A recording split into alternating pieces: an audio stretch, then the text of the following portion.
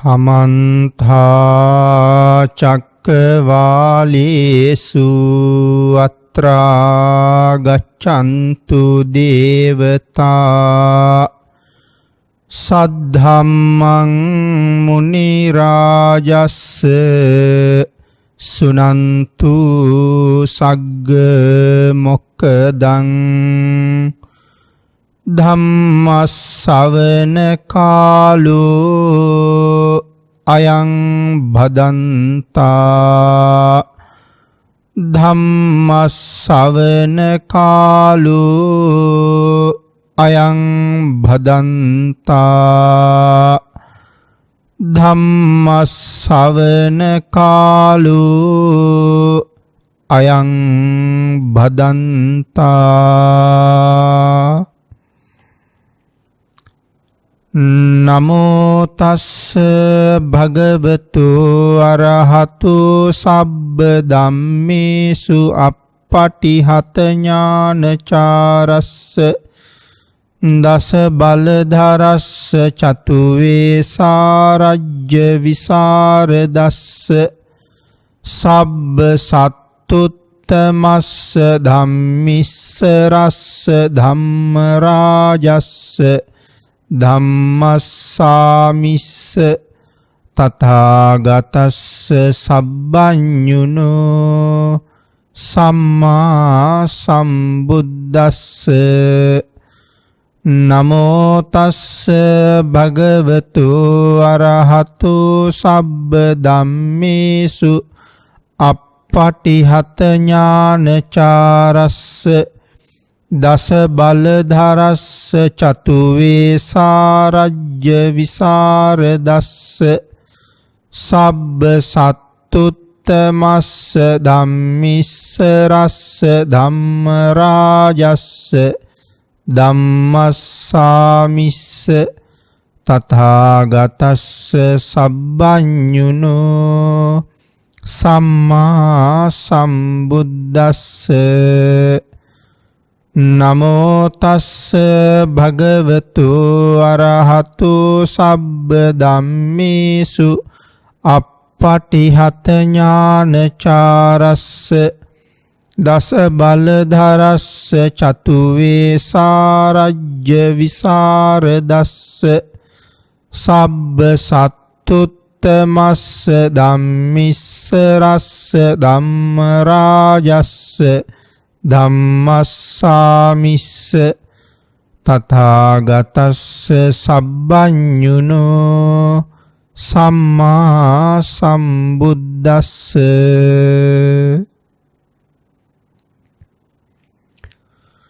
සද්ධර්ම ශ්‍රාවක කාරුණික ගුණගරුක බෞද්ධ පින්නතුනි, බොහෝම ශ්‍රද්ධාවෙන් යුක්තව මේ සියලු දෙනාම සූදානම් වෙන්නේ ලෞතර බුදුරජාණන් වහන්සේ විසින් අවබෝධ කරගෙන දේශනා කොට වදාළ පරම ගම්බීර වූ ශ්‍රී සද්ධර්ම රත්නයෙන් අබමල් රේණුවකටත් වඩා අඩු බොහෝම පුංචි කොටසක් දේශනා කරවගෙන ධර්ම ගෞරවය පෙරදරි කරගෙන දේශනාගත ධර්මයේ ශ්‍රවණය කරන්න. එසේ ධර්ම ශ්‍රවණය කිරීමෙන් ලැබෙන අවවාද අනුශාසනා තම තමන්ගේ ජීවිතවලට එකතු කරගෙන උතුම් ධර්ම දානානිසංසයත් එකතු කරගෙන ඊ타ම ඉක්මන් භවයක ඊ타මත්ම කෙටි කාලයකින් සැප සහිත ප්‍රතිපදාවකින් උතුම් චතුරාර්ය සත්‍ය ධර්මය අවබෝධ කරගෙන සසරින් එතර වීමේ පරමාර්ථයේ ඇතුවයි මේ ධර්ම ශ්‍රවණය කරන්න සූදානම් වෙන්නේ. පින්නතනි, අද ධර්ම දේශනාවේ මාතෘකාව හැටියට මම යොදා ගන්න කල්පනා කළේ ධම්මපද පාළියේ කෝධ කියන වර්ගයට අයිතිවන දෙවනි ගාථා රත්නය. යෝවේ උපනිතං කෝදං රතං බත්තං වධාරයේ තමහං සාරතින් බ්‍රූමි රසමිග්ගාහෝ ඊතරෝ ජනෝති. අපේ භාග්‍යතුන් වහන්සේ මේ ගාථා රත්නයේ දේශනා කොට වදාළේ එක්තරා දෙව්දුවක් බුදුරජාණන් වහන්සේට කරපු පැමිණිල්ලකට අනුව ඒ දෙව්දුවගේ හැසිරීම සම්බන්ධයෙන් ප්‍රශංසා කරමින් තමයි මේ ගාථාව දේශනා කොට වදාළේ. ඒ කාරණාව අපි ටිකක් කෙටියෙන් සිහිපත් කළොත් අපේ බුදුරජාණන් වහන්සේ ජීවමානව වැඩ ඉන්න කාලේ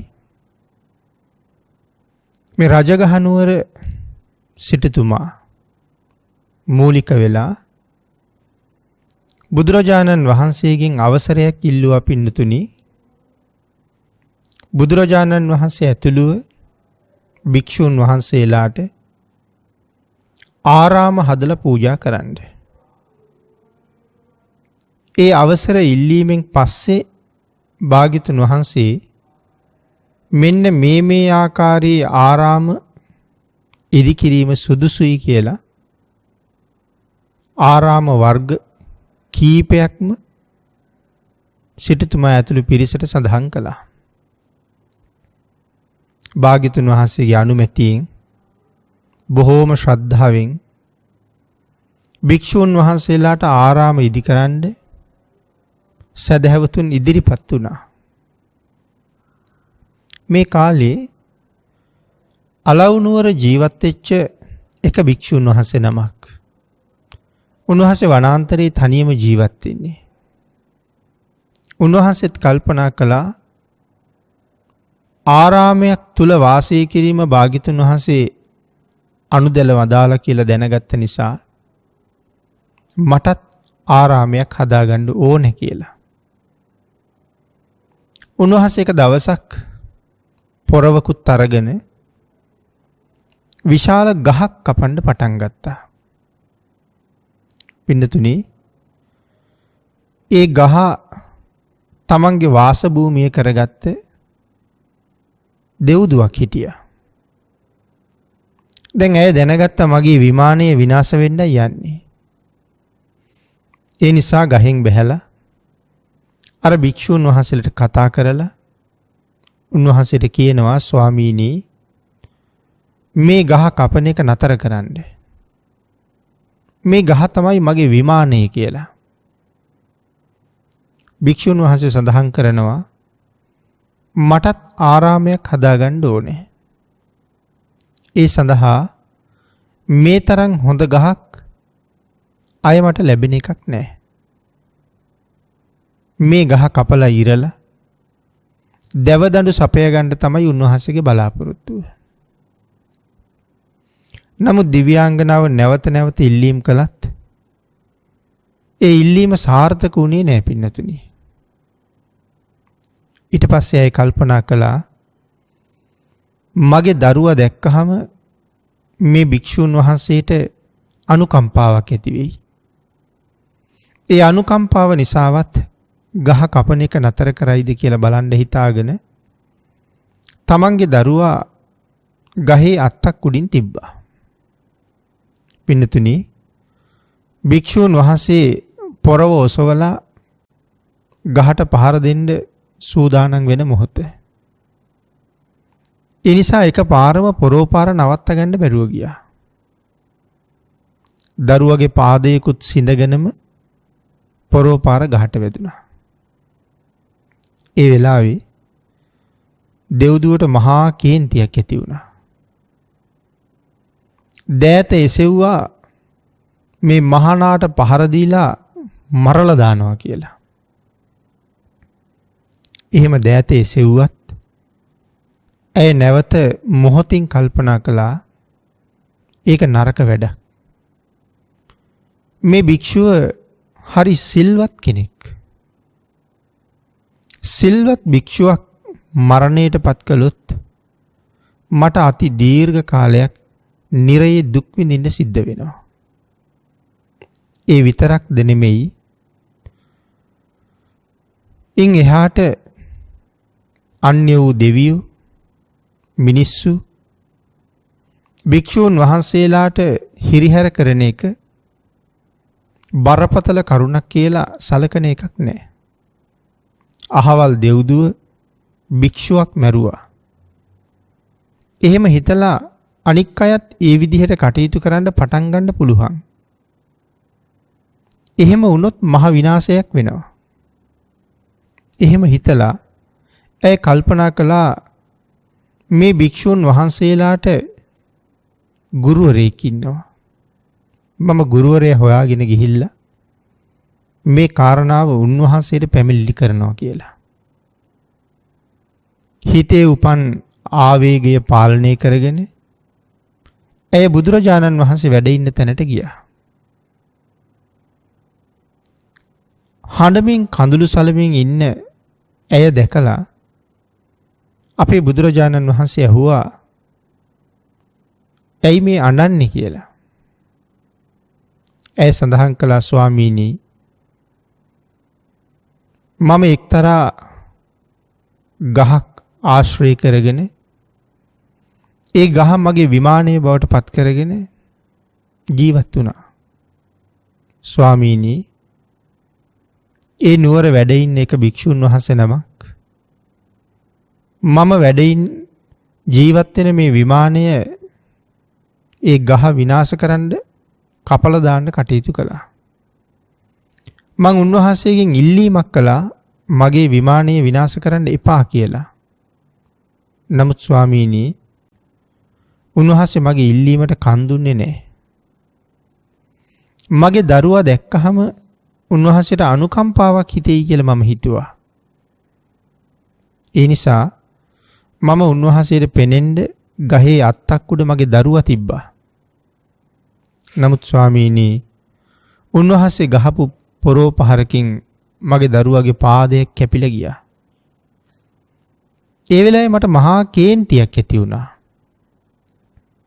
ස්වාමීනි මට හිතුණා මේ භික්ෂුව මරන්න ඕනේ කියලා. නමුත් මං ආපහු කල්පනා කළා එහෙම කළොත් තවත් බොහෝ දෙනෙක් මගේ ක්‍රියාව පූර්වාදර්ශය කරගෙන භික්ෂූන් වහන්සේලාට කරදර කරන්න පුළුවන්. මගේ ඇතිවෙච්ච ආවේගය පාලනය කරගෙන මේ කාරණාව භාග්‍යතුන් වහන්සේට සඳහන් කරන්නයි මම ආවේ. පින්නතුනි අපේ බුදුරජාණන් වහන්සේ ඒ දිව්‍යාංගනාව අගය කළා. ඇයට බොහෝම ප්‍රශංසා කළා. අගය කරලා ප්‍රශංසා කරලා ගුණ කියලා තමයි අපි අර මාතෘකා කරගත්ත ගාථා රත්නයේ භාග්‍යතුන් වහන්සේ දේශනා කොට වදාළේ.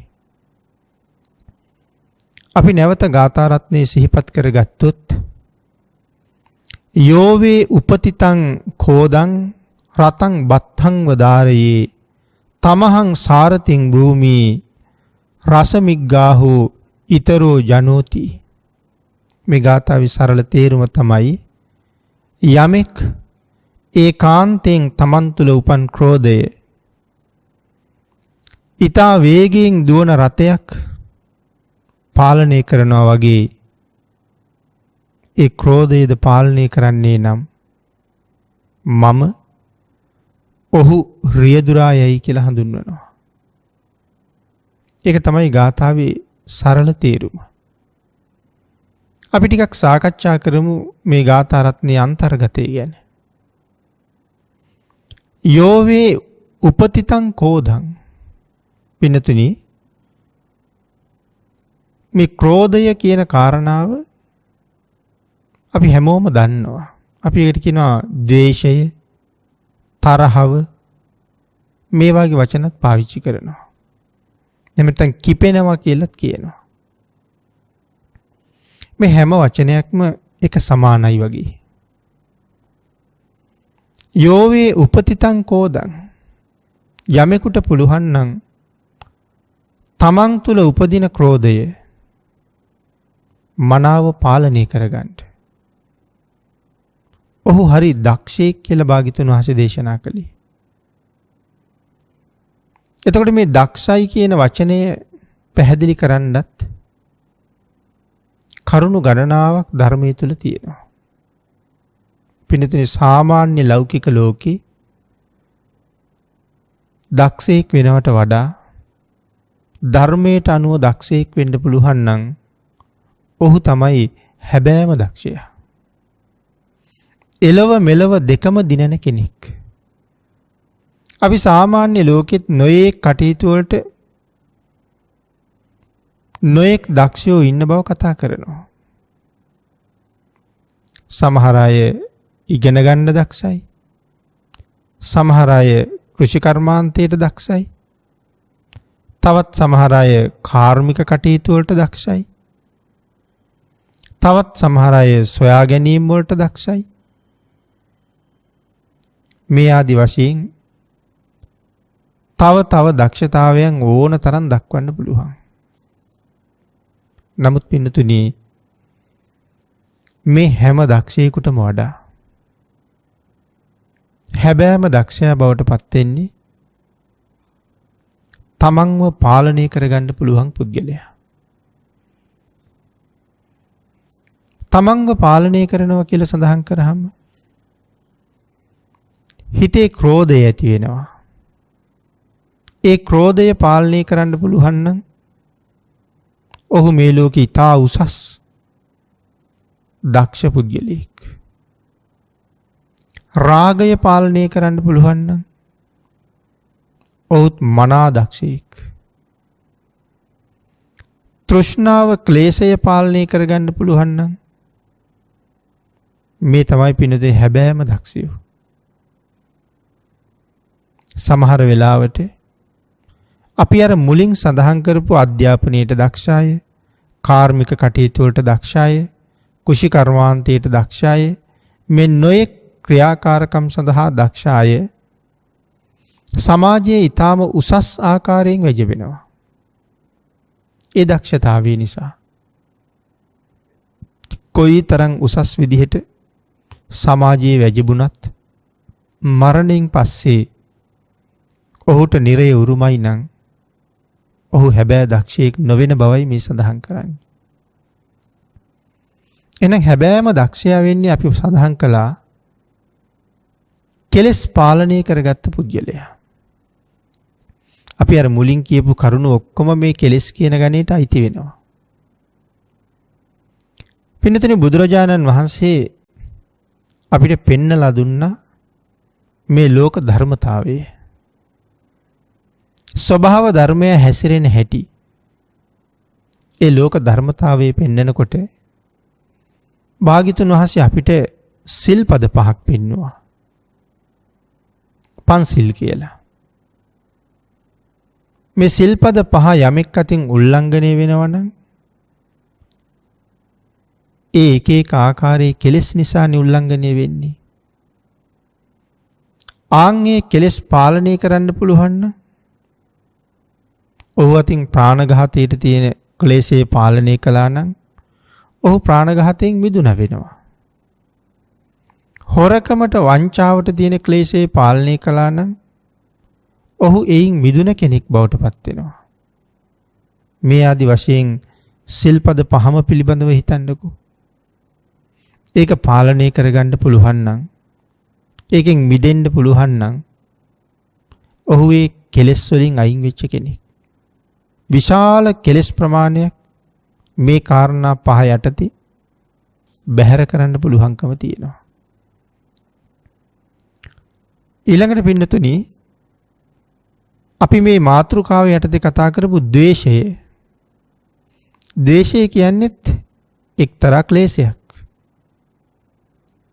එය පාලනය කර පුද්ගලයා සුගතියට පාර හදාගන්න කෙනෙක්.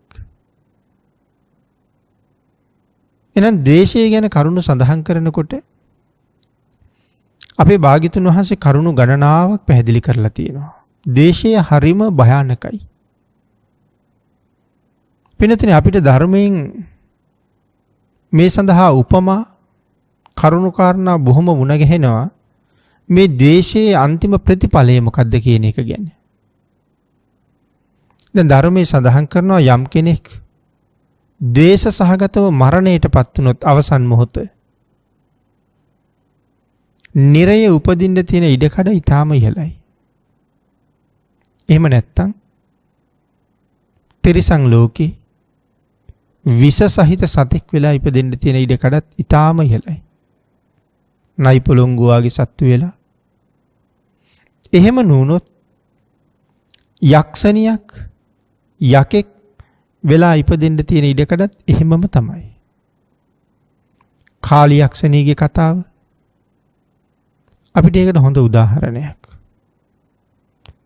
ඒ වගේම පින්නතුනේ අපේ ශාසනයේ එක රහතන් වහන්සේ නමකුත් අනාගාමින් වහන්සේ නමකුත් සෝවාන් ආර්යයන් වහන්සේ නමකුත් එක පෘථග්ජන පුජ්‍යලයකුත් එළදෙනක් ඇනලා ජීවිතක්ෂයට පත් කළා. ඒ එළදෙන යක්ෂණියක්. නමුත් පහර දෙන වෙලාවට එළදෙනෙකුගේ වෙස්යෙන් තමයි එන්නේ. මේ ජීවිතක්ෂයට පත් කළ 4 දෙනා පෙර භවයක කාන්තාවක් මරණයට පත් කරන වෙලාවේ ඇය විසින් ද්වේෂසිතින් යුක්තව සාපයක් කළා. උපදින භවයන්හි මමත් තොපි මරනවා කියලා. ආන් එහි ප්‍රතිඵලයක් හැටියට තමයි යක්ෂණියක් බවට පත් වෙලා මේ විදිහට කරදර කරන්නේ. ඒ වගේම පින්නතුනි ජාතක පාළියේ තියෙනවා ජයද්දිස කියලා ජාතක කතාවක්. ඒ ජාතක කතාවේ සඳහන් වෙන විදිහට උත්තර පංචාල රජුරුවන්ගේ බිසව පෙර භවයක වෙනත් ස්වාමියාගේ බිසවක් හැටියට ඉන්නකොට ඒ ස්වාමියාට භාර්යාවෝ දෙන්නෙක් ඉඳලා තියෙනවා. එයින් එක තැනැත්තියක් අනිත් තැනැත්තියට වෛර කරලා තියෙනවා. ඒ වෛරයේ ප්‍රතිඵලයක් හැටියට ඇය යක්ෂණියක් වෙලා ඉපදෙනවා. ඒ යක්ෂණිය මේ රජුරුවන්ගේ අග්‍ර මහේෂිකාවගේ පළවෙනි දරුවත් කනවා. උත්තර පංචාල රජුරුවන්ගේ අග්‍ර මහේෂිකාවගේ පළවෙනි දරුවත් කනවා. දෙවෙනි දරුවත් ඉපදිච්ච දවසේම යක්ෂණිය කනවා. තුන්වෙනි දරුවා පැහැරගෙන යනවා. එතකොට එදා එකම ස්වාමියාගේ භාර්යාව දෙන්නෙක් වෙලා හිටපු එක්කෙනෙක් යක්ෂණියක් වුණා ද්වේෂය නිසා. අනිත් කෙනා තමයි නැවත මනුලොව ඉපදිලා උත්තර පංචාල රජුරුවන්ගේ බිසව බවට පත් වෙන්නේ. පින්නතුනි ඒ වගේම තමයි චද්දන්ත කියන ජාතක කතාවේ චද්දන්ත හස්ති රජුරුවන්ගේ චූල සුභද්‍රා සහ මහා සුභද්‍රා එතින්නියෝ දෙන්නෙක් හිටියා. චූල සුභද්‍රා මහා සුභද්‍රාව පිළිබඳව ද්වේෂසිතක් ඇති කරගත්තා. ඒ විතරක් නෙමෙයි ඇත් රජු පිළිබඳව විශාල ද්වේෂයක් ඇති කරගත්තා. තමන්ට වඩා මහා සුභද්‍රාට සලකනවා කියලා. ඒ නිසාම පසේ බුදුරජාණන් වහන්සේලාට දන් දීලා ප්‍රාර්ථනාවක්ද කළා පලිගන්නවා කියලා. නැවත මනුලව ඉපදිලා මේ හස්තියා මරනවා කියලා ප්‍රාර්ථනාවක් කළා. ද්වේෂයෙන් යුක්තව. හැබැයි ඇගේ ප්‍රාර්ථනාව පින්කමක් කරලායි ප්‍රාර්ථනාවක් කළේ මේ විදිහට ඉපදෙන්න ඕනේ මොහුගෙන් පලිගන්න ලැබෙන්න ඕනේ කියලා. මේ ආදී කරුණු ධර්මයේ තව බොහොම සාකච්ඡා කරන්න පුළුවන්. නමුත් අපිට ප්‍රතිඵලය හැටියට පේනවා ඊටාම දුක්ඛිත ජීවිත ලබලා නැවත නැවත අන්‍යයන් දුකට පමුණුවල ජීවිත විනාශ කරලා සංසාරේ තවත් බොහෝ කාලයක් සතර අපාය ආදී දුගතීන්ට පත් වෙනවා කියන එක. අපි සඳහන් කළානේ යක්ෂණියක් එළදෙනෙකුගේ වෙස්යක් අරගෙන ඇවිල්ලා මේ ශාසනයේ ආර්යයන් වහන්සේලා 3 දෙනෙකුත් එක පෘථග්ජන පුජ්‍යලයකුත් ජීවිතක්ෂයට පත් කළා කියලා.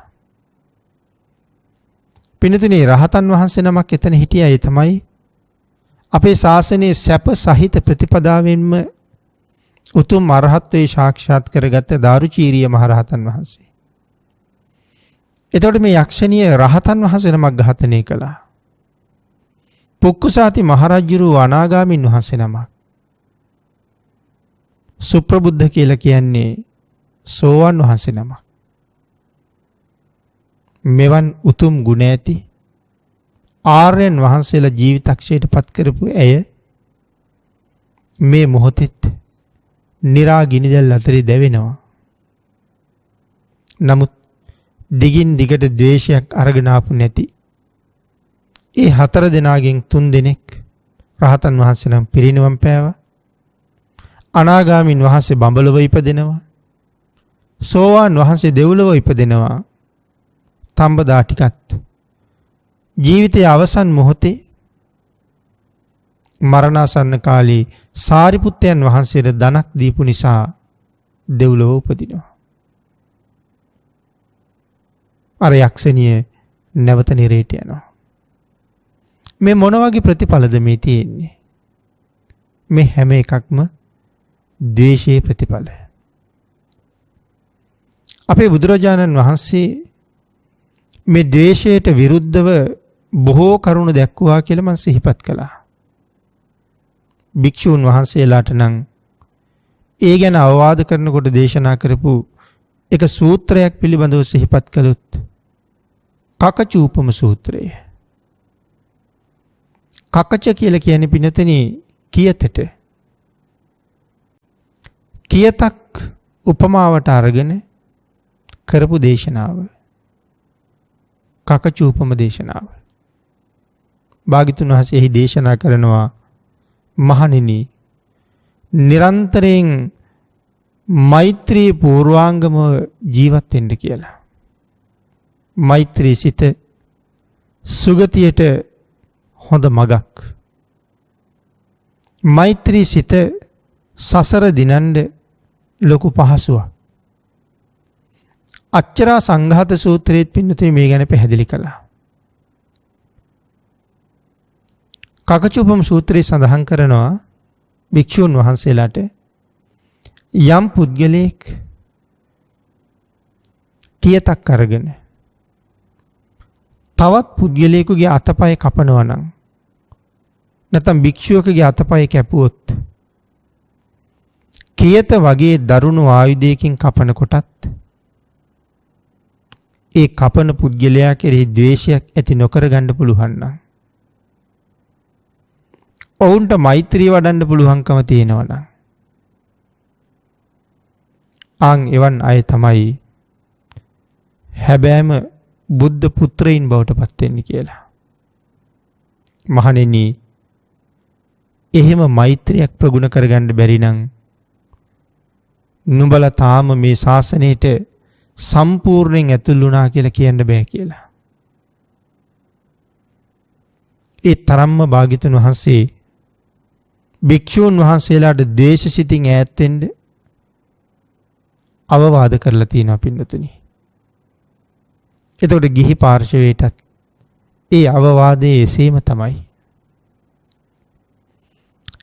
එක තැනක අපේ භාග්‍යතුන් වහන්සේ දේශනා කරනවා මහණෙනි යම් පුද්ගලයෙක් පෙර පිං සහිතව මේ ලෝකෙ ඉපදිලා හොඳට ධනය ලැබිලා තියෙනවා. ඒ නිසා සුවිසල් මන්දිර ගොඩනගලා සැප පහසු යහන් එහි ගෙනල්ලා තියලා ඊටාම සුවසේ ඒ ඇඳපුටු භාවිතා කරනවා. ඒ යහනකට ගොඩ වුණත් ඒ පුටුවක වාඩි වුණත් පුදුමාකාර සැපයක් සනීපයක් ශරීරයට දැනෙනවා. ඒ වගේම තමයි පින්නතුනි ඊටාම සුව පහසු යාන වාහන ඒ අය මුලදීලා අරගන්නවා. ඒ යානාව ඇතුලේ වාඩි වුණාමත් ඊටාම සුවයක් ශරීරයට දැනෙනවා. මහා පහසුවක් තියෙනවා. නමුත් පින්නතුනි භාග්‍යතුන් වහන්සේ දේශනා කරනවා මේ සියල්ලම ලැබලා තිබුණත් ඔහු ද්වේෂය අත්හැරලා නැත්තම් ඔහුට කිසිම සුවයක් නැහැ කියලා. හිතන්නකො පින්නතුනි අපි රථයක නැගලා මාර්ගයේ ගමනක් යනවා. මාර්ගයේ රථ පදවන අනික් ක්‍රියදුරු හරියට වැරදි කරනවා. ඒ වැරදි දකිනකොට අපිට ද්වේෂසිත පහළ වෙනවා. ඒ ද්වේෂසිත පහළ වෙනකොට ඒ පුද්ගලයාගේ සැපය නැතුව යනවා. කායික සුවය නැතුව යනවා. ඉතින් අර කොයිතරම් සුව පහසු ආසනයක රථයක වාඩි වෙලා හිටියත් ඒ උපකරණවල ඊටාම පහසුකම් තියෙනවා. සැපයක් තියෙනවා. නමුත් ද්වේෂයෙන් දැවෙන නිසා ඔහුට කිසිම කායික සැපයක් නැහැ. ආන්ගෙකින් පේනවා මේ ද්වේෂය අපේ සැපයට කොයිතරම් බාධා කරනවද කියලා. භාග්‍යවතුන් වහන්සේ දේශනා කරනවා මෙලොව ද්වේෂ කර කර ජීවත් වෙලා හිටපු අය මරණයෙන් පස්සේ දුගතියේ උප්පත්තිය ලැබලා අති දීර්ඝ කාලයක් නිරය දුක් විඳලා නැවත මනුස්ස ලෝකෙ ඉපදුනත් ඔවුන් පහසුවෙන් හඳුනා ගන්නත් පුළුවන් කියලා. ඒ තමයි පින්නතුනි ඊටාම විරූපී පෙනුමක් තියෙනවා.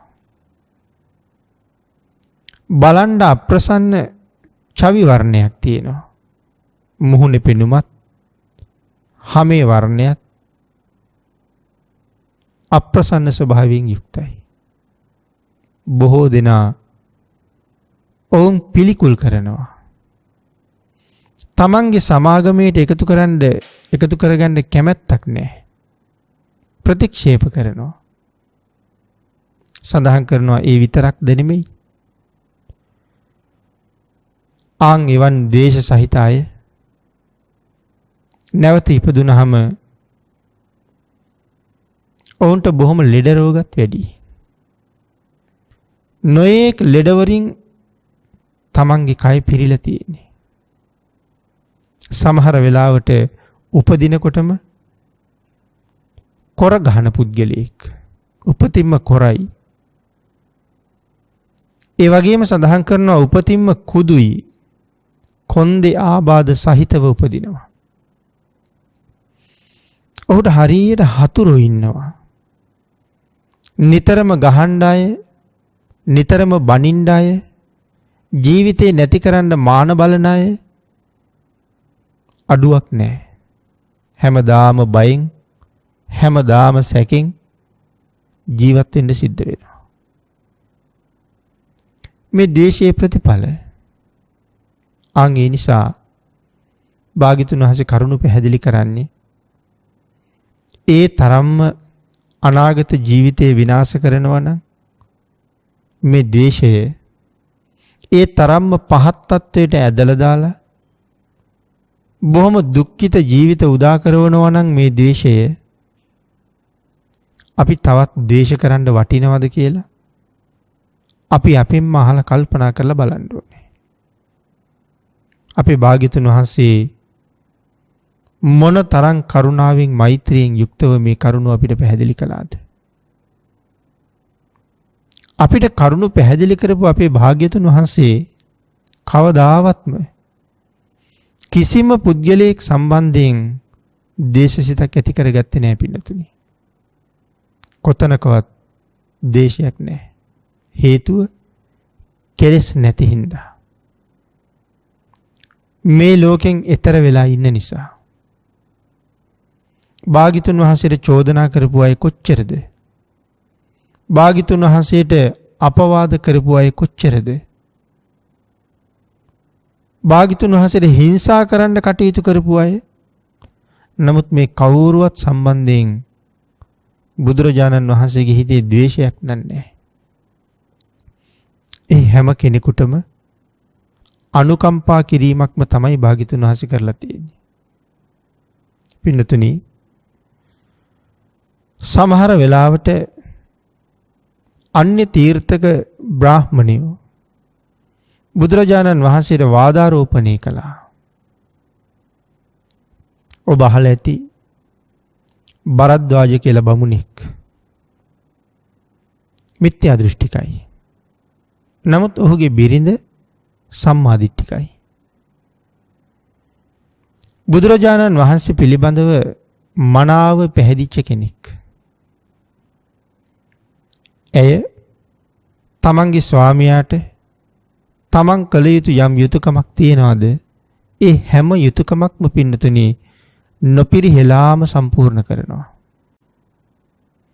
ස්වාමියාගේ යම් කටයුත්තක් වෙයිද, ගෙදර දොරේ යම් කටයුත්තක් වෙයිද, වෙනත් අහල පහල කෙනෙකුට උපකාරයක් කරන්න ගියපු වෙලාවක් වෙයිද, ඇය හැම වෙලාවෙම බුදුරජාණන් වහන්සේ මතක් කරනවා.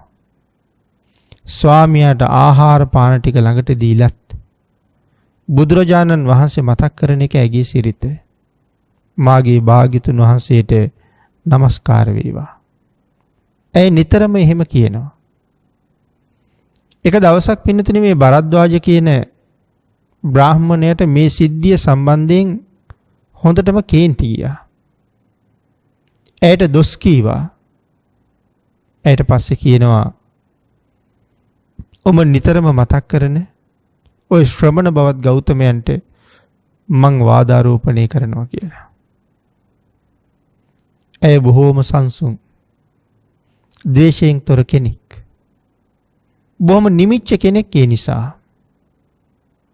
ඇය තමන්ගේ ස්වාමියාට බොහොම සැහැල්ලු සොරෙන් සඳහන් කළා, හොඳයි යන්න ගිහිල්ලා වාදාරෝපණය කරන්න. වාදාරෝපණය කරලා මගේ ශාස්ත්‍රුන් වහන්සේගේ තරම ඔබම දැනගන්න කියලා. බ්‍රාහ්මණයා බුදුරජාණන් වහන්සේ හොයාගෙන ගියා. බුදුරජාණන් වහන්සේ ළඟට ගිහිල්ලා ටික වෙලාවක් සතුටු සාමීචී කතා කරලා බුදුරජාණන් වහන්සේගෙන් අහනවා, ගෞතමයන් වහන්සේ ඔබ කෙසේනම් සතුටින් ඉන්නවද? ඔබ කෙසේනම් ද්වේෂ නොකර ඉන්නවද? කුමන කරුණක් නිසා ඔබ සැනසෙනවද? අපේ භාග්‍යතුන් වහන්සේ සඳහන් කළා, බ්‍රාහ්මණය ද්වේෂය නැති නිසා මම සතුටින් ඉන්නවා. ද්වේෂය නැති නිසා මම සැහැල්ලුවෙන් ඉන්නවා. ද්වේෂයෙන් තොරව කටයුතු කරන නිසා මම නිතරම සතුටින් ඉන්නවා. අන්‍යයන් දිහා ද්වේෂ සහගතව බලන්නේ නැති නිසා මම සතුටින් ජීවත් වෙනවා කියලා. මේ කාරණාව මිත්‍යා දෘෂ්ටික නමුත් මේ ප්‍රඥාවන්ත බමුණට හොඳට වැටහුණා. භාග්‍යතුන් වහන්සේට වාදාරෝපණය කරන්න ආපු මේ බ්‍රාහ්මණයා අන්තිමට බුදුරජාණන් වහන්සේගෙන් අවසර ඉල්ලගෙන බුද්ධ ශාසනය පැවිදි වෙනවා. පැවිදි වුණා විතරක් නෙමෙයි පින්නතුනි, නොබෝ කලකින් රහත් වුණා. අපි පින්නතුන් අහලා ඇති අක්‍රෝෂ භාරද්වාජ කියලා බමුණෙක් ගැන. කලින් සඳහන් කළේ භාරද්වාජ බමුණා. මේ සඳහන් කරන්නේ අක්‍රෝෂ භාරද්වාජ ගැන. අපේ බුදුරජාණන් වහන්සේ එක දවසක් මේ අක්‍රෝෂ භාරද්වාජ බමුණා ආහාර අනුභව කරන්න සූදානම් වෙන වෙලාවේ ඔහු ඉදිරිපිටට පිණ්ඩපාතේ වැඩියා. භාග්‍යතුන් වහන්සේ වැඩලා ඉන්නවා දැක්කහම බ්‍රාහ්මණයාට භාග්‍යතුන් වහන්සේ ගැන ද්වේෂයක් ඇති වුණා. අනේ බ්‍රාහ්මණයා බුදුරජාණන් වහන්සේට ද්වේෂ සහගතව චෝදනා කළා. අපේ භාග්‍යතුන් වහන්සේ ඒ හැම දෝෂාරෝපණයක්ම නිහඬවම ඉවසුවා. බ්‍රාහ්මණයා දෝෂාරෝපණය කරලා ඉවර වුණාම භාග්‍යතුන් වහන්සේ බ්‍රාහ්මණයාගෙන් අහනවා, භාරද්වාජ ඔබේ ගෙදරට නෑදෑයෝ එනවද? අසල්වාසීන් එනවද? යාළු මිත්‍රයෝ එනවද කියලා. සඳහන් කරනවා මගේ ගෙදරට නිතර නිතර එහෙම එනවා. භාග්‍යතුන් වහන්සේ අහනවා බ්‍රාහ්මණය ඒ නායට ආහාර පාන ආදීනුත් ඔබ සංග්‍රහ කරනවද කියලා. බ්‍රාහ්මණය සඳහන් කළා ඇතැම් දවස්වලට එහෙමත් කරනවා. බුදුරජාණන් වහන්සේ නැවත අහනවා බ්‍රාහ්මණය ඔබ කරන සංග්‍රහය ඒ අය පිළිගත්තේ නැත්තම් ඔබ මොකද මේ සංග්‍රහයට කරන්නේ ආහාර පාන වලට මොකද කරන්නේ කියලා. ඔහු සඳහන් කළා ස්වාමීනි ඒ අය පිළිගත්තේ නැත්තම් ඒක මමත් මගේ දරුවොත් බිරිඳත් අපි ඒක ප්‍රයෝජනෙට ගන්නවා කියලා. ඒගොල්ලන්ට එපා නම් බාරගන්නේ නැත්තම් ඒක අපහු මම ගන්නවා. බුදුරජාණන් වහන්සේ සඳහන් කළා භාරද්වාජය ඔබ මෙතෙක් වෙලා නොයෙක් රළු වචන කිය මට නිඳා කළා. මට අපහාස කළා. භාරද්වාජය මම ඒකක්වත් බාරගන්නේ නැහැ. මේ සියල්ලම අපහු ඔබටම බාරගන්න වෙනවා. මම මේ එකක්වත් බාරගන්නේ නැහැ කියලා. අන්තිමට භාග්‍යතුන් වහන්සේ ගැන පැහැදුන භාරද්වාජය බුදුරජාණන් වහන්සේට දන් පූජා කළා. භාග්‍යතුන් වහන්සේ සඳහන් කළා කාගෙන්වත් දොස් අහලා කාගෙන්වත් බැනුම් අහලා වළඳන සිරිතක් මගේ ළඟ නැහැ. යමෙක් ඔබ වගේ අය එක්ක මුහු වෙනවා නම් ඒ අය ඔබටම හොඳයි. නමුත් මම ඔබ වගේ දේශ සහගත පුද්ගලයන් එක්ක මුහු වෙන්න කැමති නෑ කියලා. මේ විදිහට කරුණ දක්වලා අනුශාසනා කරාම අක්‍රෝෂ භාරද්වාජ බ්‍රාහ්මණයා බුදුරජාණන් වහන්සේ පිළිබඳව මහා පැහැදීමක් ඇති කරගත්තා. පින්නතුනි මේ බ්‍රාහ්මණයත් අන්තිමට බුදුරජාණන් වහන්සේගෙන් ඉල්ලුවේ ස්වාමීනි මමත් මේ ශාසනය පැවිදි කරන්න බැරිද කියලා. භාග්‍යතුන් වහන්සේ ඔහුටත් පැවිද්ද ලබා දෙන්න කටයුතු කළා. පින්නතුනි වැඩි කල නොගොස් අක්‍රෝෂ භාරද්වාජ බ්‍රාහ්මණයත් අති උතුම් ආර්ය තත්වයටම පත් වුණා. රහතන් වහන්සේ නමක් බවටම පත් වුණා. දේශයේ දිනපු නිසා කොයි තරම් උතුම් ලාභ ලබලා තියෙනවද? දේශයට යට වෙච්ච නිසා නිරේගාමී වෙලා කොච්චර දුක් විඳිනවද? දැස පන අපිට කල යුත්ත නොකල යුත්ත මනාව පේනලා තියෙනවා. අපි කල යුත්තේ භාග්‍යතුන් වහන්සේ දේශනා කොට වදාළ ඒ මග ගමන් කරන එක පින්නතුනි. මාතෘකා කරගත්ත ගාථා රත්නේ මේ කෝධ කියන වචනේ තමයි අපි මේ බොහොම කෙටියෙන් කාල වේලාවට අනුව මේ විදිහට පැහැදිලි කරන්න යෙදුනේ. රතං බත්තං වදාරේ වේගෙන් දුවන රියක්. අපි මුලින් සඳහන් කළා ගාථාවේ තේරුම. යමෙකුට පුළුවන් නම් වේගයෙන් ගමන් කරන රථයක් ගමන පාලනය කරලා අනතුරින් බේරගන්න. යම් හැරෙන්න වංගුවක් වගේ තැනක් තිබුණොත් රථය පාලනය කරලා කාටවත් කරදරයක් නැතුව වංගුවෙන් හැරිලා යන්න. ඒ වගේම දේශනා කළා යම් කෙනෙකුට පුළුවන් නම් තමන් තුළ තියෙන මේ ආවයිගේ පාලනය කරන්න. මග රථයට සිද්ධ වෙන්න තියෙන අනතුරු යම් රියදුරෙක් වළක්වනවා වගේ ද්වේෂය නිසා සසර දීර්ඝ කාලයක් සැරි සරන්න වෙන බව දැනගෙන ප්‍රඥාවන්තයා ද්වේෂය පාලනය කරනවා. ප්‍රඥාව නැති කෙනා බොහෝ දේවල් වලට කිපෙනවා. ඒ කිපෙන දේවල් අතර ඊටාම සුළු දේවලුත් තියෙනවා. නමුත් මහා ලොකුවට කිපෙනවා. සුළු සිද්ධියක් නිසා අවුරුදු කෝටි ගාණක් නිරා දුක් විඳින්න, තිරිසන් අපායේ ඉන්න ඔවුන් පාර හදා ගන්නවා. සුළු කාරණාවක් නිසා. ආගේ නිසා දේශනා කළා රියදුරා දක්ෂයි නම් රතය පාලනය කරන්න. යමෙකුට පුළුවන් නම් තමන්ගේ කේන්තිය පාලනය කරන්න. මහණෙනි මම රියදුරා කියලා කියන්නේ අර රතය පාලනය කරන්නට නෙමෙයි. මම හැබෑම රියදුරාය කියලා කියන්නේ චිත්ත සංතානයේ තුළ උපදින ද්වේෂ සහිත අරමුණු, රාග සහිත මෝහ සහිත අරමුණු යමෙකුට මනාව පාලනය කරන්න පුළුවන් නම් අන්න ඔහුට මම රියදුරා කියලා කියනවා. තමහං සාරතින් බ්‍රූමි රසමිග්ගාහු ඉතරෝ ජනෝති. තමහං සාරතින් බ්‍රූමි.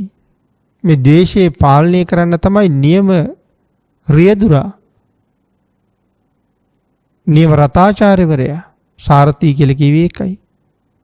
එහෙනම් නිතරම සඳහන් කළේ තමන්ව පාලනය කරන්න.